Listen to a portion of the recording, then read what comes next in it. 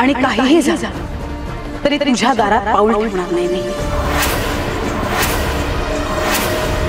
आणि एक गोष्ट ध्यानात ठेव, पुन्हा इथे पाऊल ठेवू नकोस।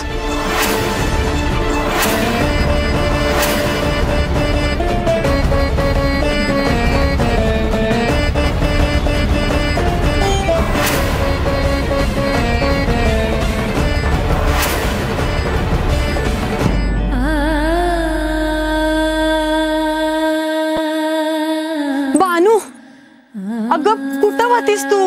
किती हुडकायचं तुला? आमसनी कसं कळणार की तू आता आली आहेस ते? चल वाड्यावर जाऊ। भानू, तुझ्या डोळ्यात पाणी? काय झालं? काय नाही, चल तू। माझ्यापासून काय बी लपवू नकोस। काय झालं आहे सांग ना। तुला वाड्यावर चल म्हणलेलं ऐकू येत नाही वय? अगं पर तू आता अपमान करून घ्यायला आलीस कशाला? अगं मी महासताईसनी अवतान द्यायला आले होते। राहू दे, कळलं मला काय झालं आहे ते। चल वाड्यावर।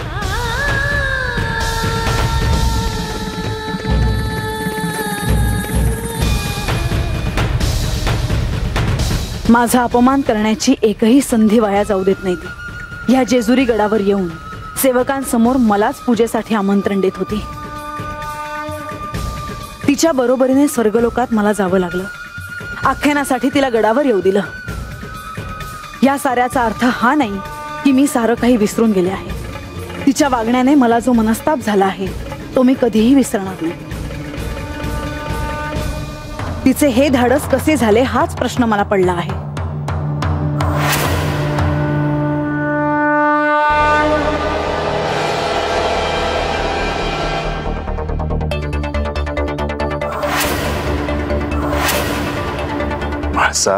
तुमच्या ध्यानात व्यत्यय तर नाही आणला मी? नाही। इथे गडावर काय घडतं आहे याची कदाचित कल्पना आली असेल तुम्हाला, म्हणून मी आले। म्हाळसा, केवळ गडावरच नाही तर साऱ्या सृष्टीत काय सुरू आहे याची देखील कल्पना आहे मला। खरंच? मग तुम्ही असे शांत कसं बसू शकता? तुमच्या देखत जर माझा अपमान होतो आहे तर तुम्ही ते कसं चालवून घेता? बानूने जर तिच्या व्रताच्या पूजेसाठी जर तुला आमंत्रण दिले तर त्यात तुझा अपमान कसा काय झालाय म्हाळसा? मला दुसरं कोणीही आमंत्रण दिलं असतं तरी मी हसत हसत गेले असते,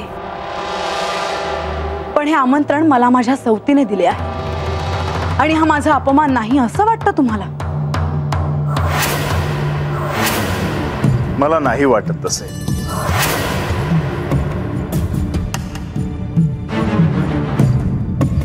मला ठाऊक आहे तुम्ही तिला काहीच बोलणार नाही। या साऱ्यात मीच दोषी आहे असं वाटत असेल तुम्हाला, हो ना? नाही म्हाळसा, तसं नाही। पण एखाद्याने भक्तिभावाने मांडलेल्या पूजेचा अवहेर करणे उचित नाही। तो केवळ त्या भक्ताचा अपमान नाही तर त्याच्या आराध्याचा देखील तो अपमान आहे।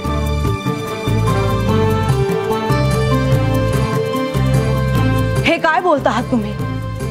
तिच्या बोलण्याने संताप होतो माझा। तिला माझ्या समोर बघून तळपायाची आग मस्तकात जाते माझ्या, आणि असे असताना मी या अपमानाकडे दुर्लक्ष करावं असं वाटतं तुम्हाला? त्या बानूकडे मी दुर्लक्ष करते आहे, पण याचा फार चुकीचा अर्थ घेते आहे ती। केवळ तुमच्यामुळे मी हे सारं सहन करते आहे, नाहीतर तिचं तोंड देखील पाहायची मला इच्छा नाही।